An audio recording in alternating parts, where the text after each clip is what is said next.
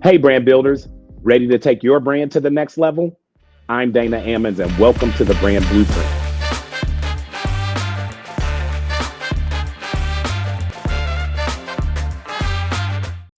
Welcome back to the Brand Blueprint podcast. I'm your host, Dana Ammons, and today we're joined by Greg Glynn, founder and CEO of Pliable Marketing. Now, Greg is a trailblazer in the NIL space, and we're going to talk a little bit about image and likeness during this interview. But I also want to talk a little bit about a book he just recently released. And he is a person who specializes in athlete branding and marketing. So we've got a lot to talk about today. We're going to dive right into his latest project, which is a children's book called The Magic Cleats. It's co-authored with his 12-year-old daughter, Kelsey. And this book really talks a lot about, it tells an incredible true story of two college athletes who are using their NIL name, image, and likeness to raise funds for childhood cancer research. So not the typical NIL story you hear about where kids are, stereotypically taking the money and doing all sorts of material item things, buying nice cars, jewelry, etc. These two athletes decided to use it to support childhood cancer research. And we want to also hear a little bit more about how they are inspiring the next generation of athletes. So, Greg, welcome to the show. Yeah, thank you very much, Dan. A great introduction and so happy to be here. No, so happy to have you. I think for those of you who follow VGP and the Brand Blueprint, you know that Greg is a valued partner of ours. We just recently released a post about our activity and working with athletes to help them shape their brands. And so Greg is going to be a familiar face on the podcast, but I'm so excited to talk to you today about the Magic Cleats. As is the tradition in the interview, though, before we jump in, we want to learn a little bit more about you personally. So we're going to jump into our rapid fire segment. Let's you ready? Go. I'm ready. Right. Let's jump in. I want to always start off with a typical question I start with, which is coffee or tea? And given the fact that you're in the car, I'm going to ask you mobile coffee or mobile tea? I will go mobile Aroma Joe's coffee. I actually really like their energy drinks the best. Their Blue Hawaiians is what I would go to if I needed an energy drink. Nice. Okay, I love that. Now, same follow-up question, morning person or night owl? I would probably say I'm more of a morning person. I get the workouts in the morning and get the day going. Love it. All right. Now, second one, given the fact that you have a viable career in the sports marketplace, give me your favorite sports memory growing up. My favorite sports memory growing up, I think, was actually down in my basement. I was watching sports with my family, and Doug Flutie threw the Hail Mary to beat Miami. Yeah. And it was pretty cool because I was down there with my parents. I was a pretty young kid. I had a Flutie jersey on. Like, this was even before kind of NIL, but there was still, way. Oh yeah, I have a picture. I actually should bring that up. It's a pretty cool picture because it was a Doug Flutie 22 jersey. And there I am, like, wearing it. And now that I think about it, I mean, that was nil even before nil happened. You know what I mean? Yeah. But that created such, an affinity for Boston College for me growing up in Massachusetts. Obviously a play that has lived on, for generations. Man, the band played on, right? Yeah, like the band comes out. For those young folks listening to this, just go out on YouTube the game so you can see what Greg's talking about. It is an iconic moment in sports. Yeah, and so that was really a cool moment for me and my parents, and they knew how much I love sports. And I think at that moment, there's a lot that goes into it, right, too, because I'm also a broadcaster. So to hear that broadcast and to have a Hail Mary that then became known as the Hail Mary, the Hail Mary. And that just really, to me, kind of encompassed, a great sports moment in Boston history, but sports history, and interestingly enough, college sports history. Yeah. I mean, definitely a nexus of many of the things that have clearly shaped your life. Yeah. Which leads to a follow-up question.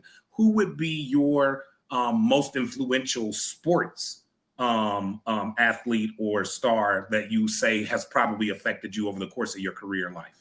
Yeah, Tom Brady, hands down. Obviously he's the greatest of all time, but I actually look at him more from a brand perspective, as you and I know. When you build a brand, like an athlete brand like Tom Brady has done, he would have been silly not to be able to monetize it and be diverse enough to have foam rollers and electrolytes and the whole 9 yards. So he has actually, in a way, paved the way for a lot of these athletes. And by the way, they now have NIL opportunities with the TB12 brand. Agreed. So he really showed, I think, this next generation of athletes what you can do with your brand. And it's not even so much just the selling of merchandise, but if you think about it, he's got the TB12 Foundation, he gives back. Now he's a broadcaster, right? So like somebody who really embraced the idea of athlete branding and obviously is the greatest of all time. It's a pretty good example to have. No, I love that example. I think your point about how ubiquitous his brand is with the word winning, right? Like he is a winner. When you think of winning and winners, you think of Tom Brady. And I agree with you. It would have been a shame to see him not find a way to leverage that equity, right, in the brand space. And so I feel like he's really just getting started. So it's really a great example of somebody who's got, frankly, another career, right? A whole nother phase of his career is about to start in a space that people probably never anticipated he'd be in.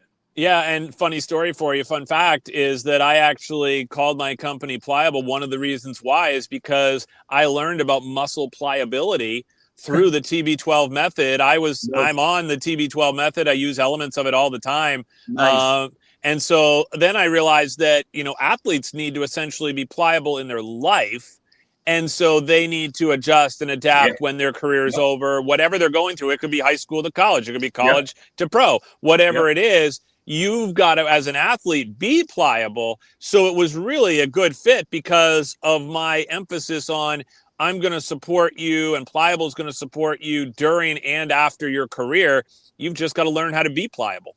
I love that. And especially given how much you now have to exhibit those qualities when you're working with that college athlete, right? Who at that age group, just in and of itself, there is always this kind of energy around, hey, what else can I do, right? What other opportunities are out there for me? And no better than to work with a firm with the name and the spirit around being pliable, being flexible, being there for the moment. Yeah. And I think, too, it goes back to, the book, like you were talking about, athletes being pliable in the sense that, Hannah Dukeman and Emma Eubank came to me and I met them through a network contact that I had. And they said, these girls want to cure childhood cancer. And I said, they want to what? And I was like, I can't think of anything bigger than that. And so I met with them and sure enough, they wanted to do the exact same thing that I had heard about. Emma literally wants to find the cure. Hannah wants to work with kids when they get told they have cancer. And I realized very early on, much like you and I have these instincts in branding, that this was going to be an amazing story. And I didn't see it as a book at first. But then as I went through this and we lived it, and I was like, this story can't end. There's no end to this story. And that's why I think the word pliable is so fitting in their case, is because yes, they've finished their college careers and they have a book, right? Like that's the whole idea, the Magic Cleats, and you see the cure cancer and everything on it. But now their story lives on forever. Like it's in a book and they're going to inspire so many athletes to come. It's going to be really an inspirational story for people to read. I love that. And that's going to get into the main interview. First, thank you for sharing a little bit about your personal life. We always use the rapid fire segment as a way for our guests to get to know our interview guest a little bit before we jump right into the meat and potatoes. But I am so excited to talk about this book and this incredible journey. So let's get into that. Are you ready? Yeah, let's do it. All right, let's get into it. So look, you had already given us a little bit of background there. I want to share with my audience and then have you kind of follow up. But the book really does a great job of highlighting an incredible story. And you mentioned the names there, but I'm going to repeat again, Hannah Dukeman and Emma Eubank. And Hannah and Emma, fascinating stories. I'm going to let you talk a little bit more about it. But these are two athletes who are using NIL in a non-traditional way, which is to make an impact in their communities. It's something that both of us are very passionate about. I know that you, as a leader of Pliable, are always talking to your athletes about ways that they can make an impact. And this is an incredible story. So can you share a little bit more about their journey and how you were inspired to work with the story? Yeah, so I think that one of the things, it gets back to networking, where I had actually met them through a networking contact of mine at the Athlete Mentor. And so when I was starting Pliable, I was looking for athletes. I've worked in pro sports before. I've been in sports marketing over 25 years. I know what I'm looking for. And I could have gone out and found the next number one draft pick and tried to find, those types of people to work with. But at the end of the day, I wanted to build this company around athletes I want to work with that are good humans. And so I went to the athlete mentor and I asked him, I said, do you have any athletes that you really would highly recommend? And he said to me, yeah, these two want to, as I said, cure childhood cancer. Change the And world. yeah, change the world. I'm like, I'll take that. That sounds like a pretty darn good goal. And so the first thing we did, we got on a Zoom call. I met them. They told me all about themselves. They were all at Ball State. In Indiana, I had never even heard of Ball State before, kind of a mid-major school. And then basically from there, we started thinking about the ways they could brand themselves with their passion, which was obviously to cure childhood cancer.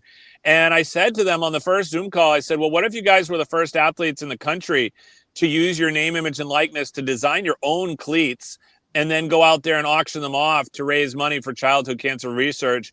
I swear they could have jumped through the screen, Dana, when I told them that. They were like, that sounds amazing. How do we do it? And I said, well, I've got a contact and, they'll design the cleats and you guys can, brand them up however you want, make it look the certain way. We actually had to get the NCAA approval on it because you're not actually allowed to. Yeah. Yeah. So the reason is because you can't actually use your name, image, and likeness in competition. So when Emma, for example, wanted to have like her kind of name on it or even her initials, that was seen as their name, image, and likeness because it's their name. So what she ended up doing was putting on there a person that had passed away in their memory. And that was a way around it because it wasn't her name now, but it was somebody else's name that meant something to her.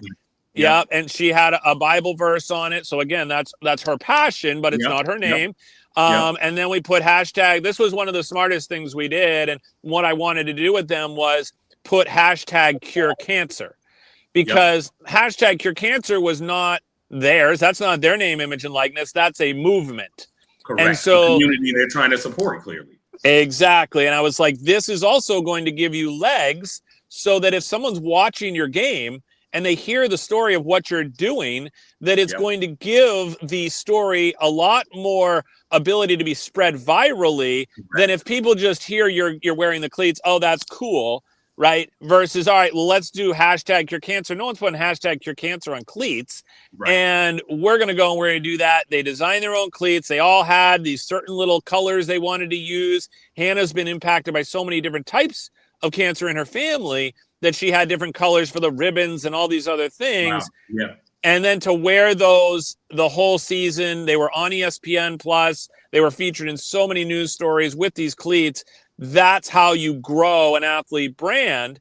And then what ended up happening was, and I knew this was going to come, is we decided we would donate the money from the auction of the cleats, which I empowered them on the Pliable website because they didn't have a website. Where were they going to go to put this thing up? Like, So the idea was, I said, guys, I'm going to help you. We're going to put it on, the Pliable website. We'll host the auction. People will go, they'll bid, and then we'll donate it.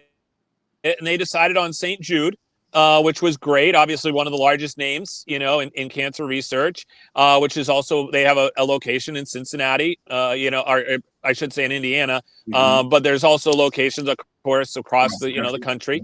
And so then we decided on St. Jude. And what happened is I then reached out to St. Jude. I said, hey, they are going to do this. I want to let you know. I told their PR department, I'm like, they're going to do this and we're going to make some noise.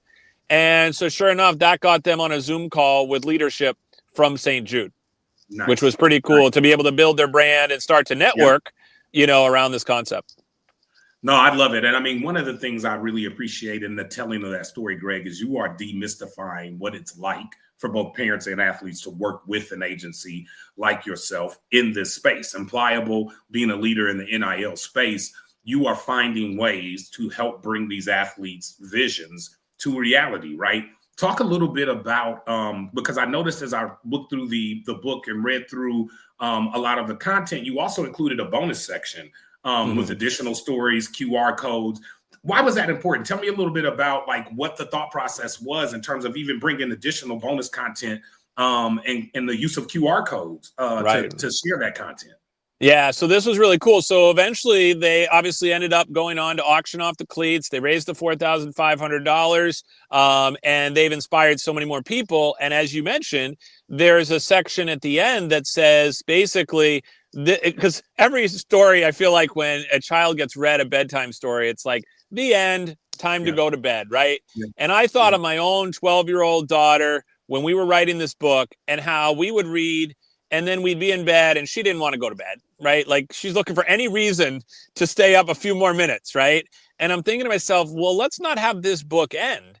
If somebody wants to learn more, or the adult even wants to read the actual story of what happened here, not just the kids' version, they can actually continue on and read it. So there's a section right after that that tells the real story for adults and puts it into context. And then after that, it talks about how they have inspired other pliable athletes that I've worked with. And also these athletes, by the way, they have it in their own inclination to try to help. It's not that this was the reason why they did it, but what it did is it showed them that if you're passionate about something, I'm going to help you leverage that so you can go do it. I'm going to empower you to go do it. So we included basically several stories, little short snippets, because if you're going to bed, you don't have time for another, long story, right? So it's like, all right, let's go back and let's just kind of have one or two sentences about what these athletes have done. And then I had these big pictures because I've been at every single one of those events where they've, donated money, donated a check, volunteered, whatever it may be. Right. And that's what I need the young child to see. Yeah. They like these picture books, right? They're like pictures. And so this makes it real for the young child to then ask questions like, oh, what's that? Or, oh, what's that organization? Or why did they do that? Then it's such a teachable moment. And the other thing that it does that's really important to me is it increases the popularity of women's sports. Because as I read it to my daughter, I realized that this is going to inspire more young girls to realize, wow, I could do that. And they see themselves in the story rather than, I think so many people these days are writing books about NIL, how to make money, how to do marketing, how to do personal branding, how to do all this stuff. Now it's just such a flooded market. And so one of the things I thought about when I wanted to write this book was from a branding perspective, I want to be bold, right? Which is, hey, I'm going to write the first one. And you know what? There's going to be critics. People are going to be like, how come there's a children's book about NIL? Well, read the book and you'll find out. Okay. Yep. Number two, you got to be different. Okay. Right. You got to be different, which is what I am. I'm not going to go blend in with the rest of the marketing books that are out there. Because guess what? The content is going to be old. It's going to be old in a year because there's so many NIL changes, coming that it just doesn't even make sense. So it's like, I don't want to blend in. And then the other thing is you got to be first. Can we hear that again? From a branding perspective, I want to be bold, right? Which is, hey, I'm going to write the first one. And you know what? There's going to be critics. People are going to be like, how come there's a children's book about NIL? Well, read the book and you'll find out. Okay. Yep. Number two, you got to be different. Okay. Right. You got to be different, which is what I am. I'm not going to go blend in with the rest of the marketing books that are out there. Because guess what? The content is going to be old. It's going to be old in a year because there's so many NIL changes, coming that it just doesn't even make sense. So it's like, I don't want to blend in.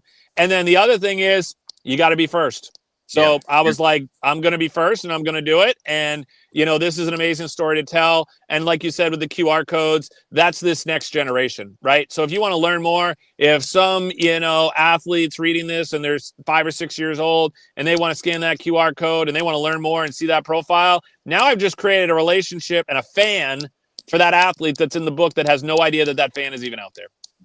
Yeah. And look, I love that because again, there is a lot of misconceptions out there around NIL, how it can empower athletes, some of the pitfalls, etc. Talk a little bit more about some of the misconceptions as NIL continues to transform, because you called it out. You said, hey, there's a lot of changes coming and the changes are crazy. And I feel like the American public is frankly still in the lobby, right? They haven't quite entered the party yet and found out what NIL can really and is really doing for athletes. So talk a little bit about some of those misconceptions and how agencies like Pliable can help parents navigate through the craziness that is coming.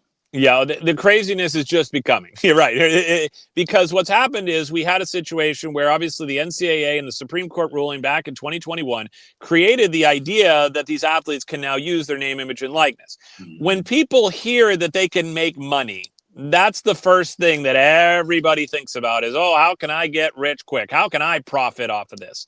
And what I always have thought about was this is a tool. It is not an immediate, you're going to get rich quick scheme.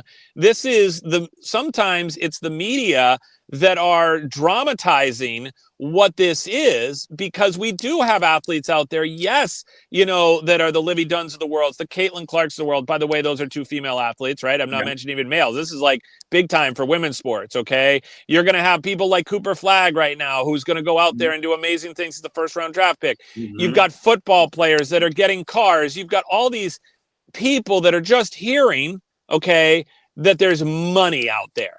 And let's be honest, at the end of the day, only 2% of college athletes go on to play pro sports, people. Right. So there's this 98% that I feel like should be using name, image, and likeness as an opportunity to further their career, like Hannah and Emma did. And then also make the money on the side. Because I get it. I remember being in college. I'm like, hey, if I can get a free sub every now and then, or if I can get a pizza for my buddies, why would I not? Yeah. Why would you not?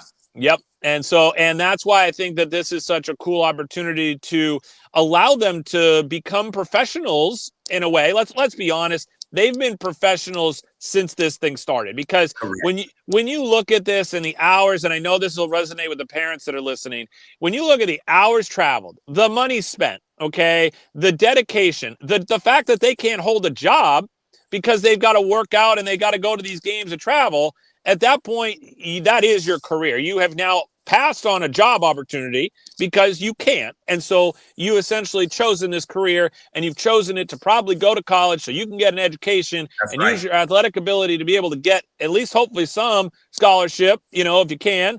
And that's the way that this should work. But it's not everybody getting rich, and I think that that's a big misconception. And one of the things that I tell the athletes I want to work with is, you can use your name, image, and likeness however you want. I'm going to help you. But the way I recruit is I'm looking for good athletes that are great people. That's how I want to build this agency. Yep. I love that. And listen, I think you hit it on the nail on the head. The reality of where NIL is really just a phenomena that has existed for a long time. It's just now coming out into the open, right? And we know we know what not using that money in the correct way and that opportunity and that platform in the correct way looks like.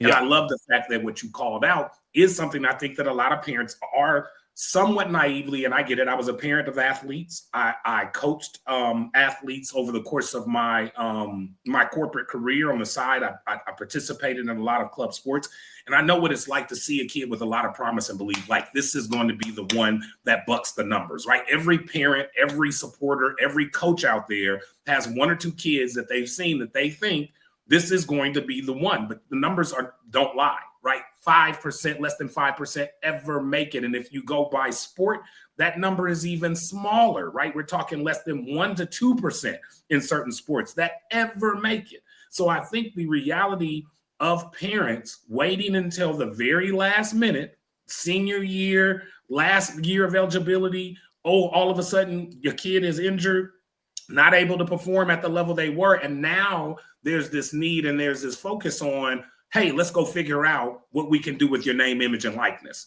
Let's hurry up and find a way to monetize this, because now we see that door is no longer there, right? And so I love the fact that you called that out. And I would encourage parents watching this to invest in your kids' future early and often, because Greg just made a great point. You send your kids to college to find their path in life and a career path that will allow them to make and earn a living for themselves. So if NIL is a tool that is used correctly, it can very well move your child to the next stage in life, no different than that degree can. So given that scenario, and I know we're going to be short on time here, but when you look at, Greg, the future of NIL and how Pliable Marketing specifically is supporting athletes in that space, what are some of the things that you see coming down the pipeline in athlete branding and NIL, and how would you advise our audience to prepare for those? Yeah, so I think there's three things that I would think about in the future, in the near future, quite honestly. So we have what's called the House versus NCAA case that's about ready to come down. Mm-hmm. That's probably going to happen and go through on April 7th, 2025. Mm-hmm. That is going to allocate in the power conferences more than $20 million to go to schools to then be able to divvy out to athletes related to their name, image, and likeness. So my advice there is you're going to need to build your brand. They are not going to allocate that money to athletes that have 1,000 Instagram followers. Okay. Yep. So you need to build your brand. You need to get your Instagram, which is really the primary currency, as I like to say now, to be able to build a platform and make sure it's meaningful content. So yep. A lot of people, that's number one, is the House case, obviously, that's coming, and the money that is going to be out there. This is only the beginning, like we talked about a little bit earlier. When people start hearing there's 20 million to be had at the school that they go to, it's going to be a game changer for a lot of different things. So that'll be an interesting thing to follow. I encourage people to start thinking about how their athlete can start building their brand now. Like you said, you don't want to get there and find out about share, right, yep, of that funding in the school you go to. Exactly. And then the other interesting thing that's going to happen is obviously it's going to be based on performance. Okay. It's going to be based on how well that athlete is performing on the field or on the ice or on the court. And so, yes, the investment you're making in the talent is also important. Okay. Because in order to be marketable, you really need to have what I call the 3 Ps, which is going to be, you've got to have potential, right? What is your potential to be great? And then what is also your personality? Mm-hmm. That's where that social media piece comes into play. Mm-hmm. What is your personality? What is your brand? Who are you as a person? You got to figure that out first before you start chasing the money. And then number 3 is passion. Whoa, we need to hear that one more time. In order to be marketable, you really need to have what I call the 3 Ps, which is going to be, you've got to have potential, right? What is your potential to be great? And then what is also your personality? That's where that social media piece comes into play. What is your personality? What is your brand? Who are you as a person? You got to figure that out first before you start chasing the money. And then number 3 is passion.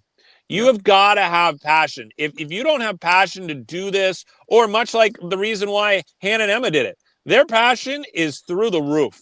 And it's that passion that is going to lead to a successful athlete brand. And those are the things that I think athletes need to be focusing on, not just how am I going to get this money? How do I make myself, more marketable, but looking at the big picture as to what makes you a good human, right? At the end of the day, it's personal branding, which is you as a person. And now you're using the fact that you're an athlete to create your athlete brand and making sure you're grounded in those values that are going to be so important to, by the way, the schools, because they're not going to want people running around misrepresenting their institution. I can guarantee you that right now. So making sure that, you'd be amazed, Dana, and I go off on this is one of my big things, is like swears in music videos are still swears. So whether you're saying them or whether the music artist is saying them, the school is not going to like that. The brands that you're going to try and work with are not going to like that. So it's really important that people understand you've got to have what makes you marketable is some of the decisions you make, not just how many followers you have. Yep. I love that. I love that advice. And I know, again, this conversation could go on forever because there's so many different angles and pieces of advice that you could give in that space. But I also just want to double click back on something. I think the audience, if you're going to record or rewind anything, go back to the advice. Greg gave you a great formula for success as an athlete and as a parent who is raising a student athlete. And that is that potential, that personality, and add it all together, because the potential and the personality, and I think you make such a great point. the two of those things are good. Yeah. Potential, personality, right. Good. But if you don't throw that third one in there. Yeah, you need that passion. It needs to come from within. If it doesn't come from within, it's kind of like that approach where you've got that parent that's like taking the kid to softball, to basketball. It's like if they don't want to do it, it's going to be really hard to drag them into that car and be like, we got to go today. And that's that key piece, right? You can't coach parents. You can't necessarily preach it into your kids. You can't discipline it into your kids. Passion comes from within. And you've got to find within your child, within your student athlete, what that passion is. I love that formula. So make sure as an audience, you go back and write that one down. Yeah, those are the 3 Ps. I call them the 3 Ps. And that's what I look for. That's what I look for. Yep. Great advice. Now, one last little quick piece of advice. I'd be remiss if I didn't ask you this, because we're going into this new year, 2025. There's been a lot of buzz out there online and in the media about TikTok and its potential demise. And it's such an incredible platform for athletes, students, and everybody alike who looks and seeks to continue to drive their brand growth. And you mentioned Instagram, clearly still a core platform in this overall strategy. What would you say to athletes who have a sizable following on TikTok right now, who are coming out of high school? To your point, they're following the advice and they're developing their following and their social media following on platforms like TikTok. But with TikTok potentially sunsetting, what would you advise athletes and parents to think about with respect to that? Yeah, perfect question. So here's what I would say is the number 2 search engine in the world is YouTube. Yep. And a lot of people don't know about YouTube Shorts. Yep. And if I were you, YouTube's not going anywhere. Hey, Eloise, rewind that. The number 2 search engine in the world is YouTube. Yep. And a lot of people don't know about YouTube Shorts. Yep. And if I were you, YouTube's not going anywhere. I would duplicate your content. So if you love TikTok and you want to create those videos, hey, that's great. Go for it. But I would hate to have you lose all that equity if something does happen. So continue to build your YouTube Shorts. You should have a YouTube channel to begin with. And number 2, you should be using the YouTube Shorts as the way to then have your archive. And those videos right now are doing very well. That I think is going to be the next thing, because we're going to have a lot of social media that's going to try. I mean, you take a look at what's happening right now with X, formerly Twitter. There's always going to be these discussions. But if you go look at the power players in the space, you're talking about Instagram, which is obviously owned, by Facebook. You're talking about YouTube that, is going to be very successful always, So you've got to almost rely on the ones that are your bread and butter, and don't go chase every squirrel, don't go chase every squirrel. Know your niche. Yep. I love that. So look, I know you have other interviews to get to. This book is popping. I wanted to also at some point get your daughter Kelsey on, but just real quick for the parents, what inspired you to co-write the book with Kelsey? Because I know a lot of us as parents, we talk about that passion again, right? And we're like, hey, wouldn't this be a great idea? And I feel like all 3 of my kids will look at me and be like, yeah, Dad, whatever, that's on you, not me. Tell me about that process real quick and what inspired you to co-write it with her.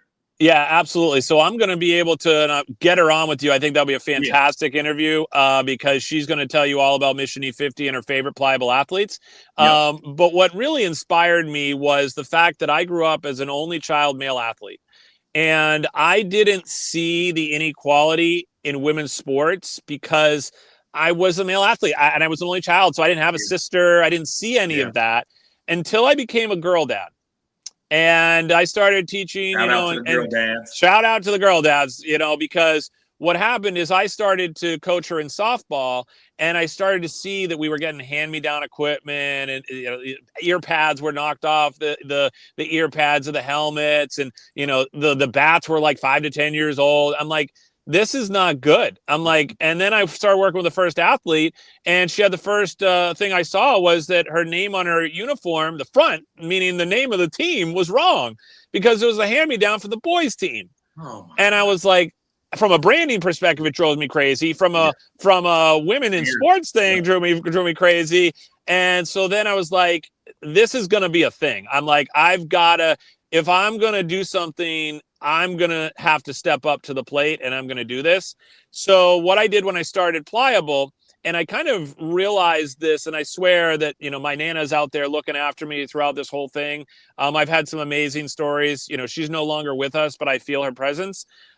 is that I feel like I have a daughter and that this is my calling. And so it's a passion for me. So I started Mission E50 right when I started my company. And Mission E50 is an initiative that I will always represent more than 50% female athletes because they're the underdogs here. And they need to have just as much representation as the men. And the other thing about it is we're going to change the world. Like, I want to change the world through this book, through Mission E50. There are so many young women that I talk to that will sign on with Pliable because they know how invested I am because I'm a girl dad. And that's personal. That's not, hey, I'm here to make money. I'm not, like, I honestly want to see more women succeed, and I know they have the potential to do it. They just need to be empowered. A quick little story for you. This is how Mission E50 works, is that I've recently met a PWHL agent through one of the athletes that I work with. Her name is Krista Kurth, and I have started to get to know her, and she is now going to help all of the female hockey players that I work with to understand what the process is like to get to the PWHL so that they can make educated decisions. And so that's an opportunity that I'm going to now carry on to all these other female hockey players that are going to have that opportunity, because it's not just one athlete that I care about. I care about all the athletes that I work with.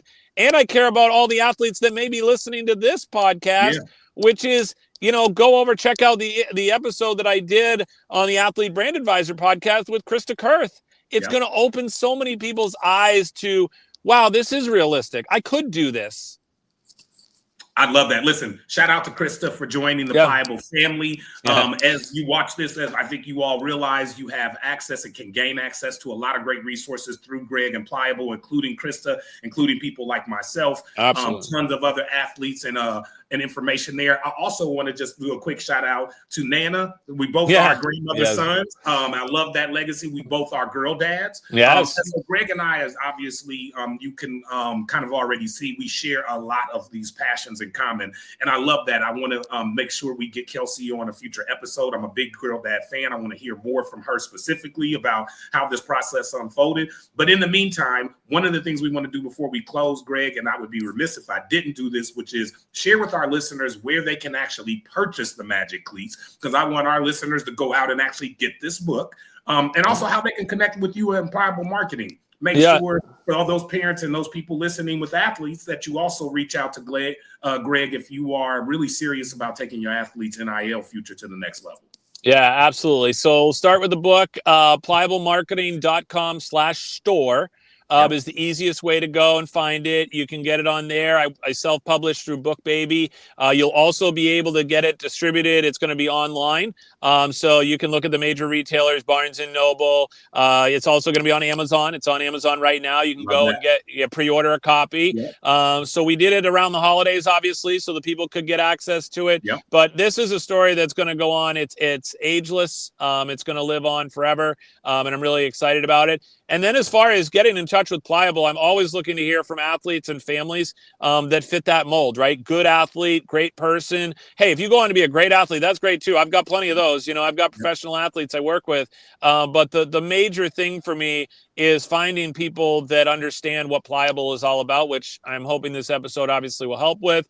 And then you can go to pliablemarketing.com, check out all the resources there. And, that's one of the things we also share, right, is this whole passion for branding. Dana, you know that I love what you're doing. That's why I think it's so great that we're able to work together. I fully support everything that you have done, especially with the businesses that you've worked with. So really big shout out to you for what you're doing in this space. And we need more people like you. No, I appreciate that, buddy. And look, we're going to be, again, doing a lot of different things together. So this audience will be able to experience some additional content in the future. But until then, thanks again for joining me today. I know you're in between interviews, so I really appreciate you taking time out of your schedule. The work you're doing with Magic Cleats and the game work you're doing in the NIL space is game changing, brother. So I am happy to support you, happy to be a part of the Pliable Network. Also, again, shout out to Krista if we can get her on the show. Oh, she'd love to come on. That would be super cool, right? Yep. To get her on and give our audience a little bit of insight, as I am also curious to know a little bit more about the National Women's Professional Hockey League as a Black man who doesn't watch a lot of hockey right now, but who is fascinated by new sports and new professional leagues. So look forward to getting her on the show in the future. Greg, I know you got to run, so thanks again for joining us. And for our audience, make sure you go out to our website. We will have Greg's information there. We'll have links to the Magic Cleats for purchase, as well as links to Pliable Marketing, which you can also find on VGP's website.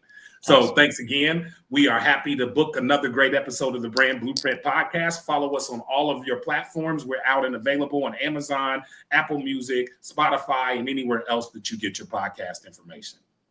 Thanks again for joining us, and we'll see you again on the Brand Blueprint.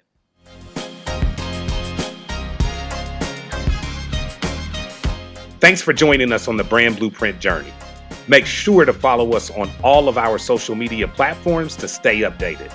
Watch the full episodes on our YouTube channel for an in-depth experience.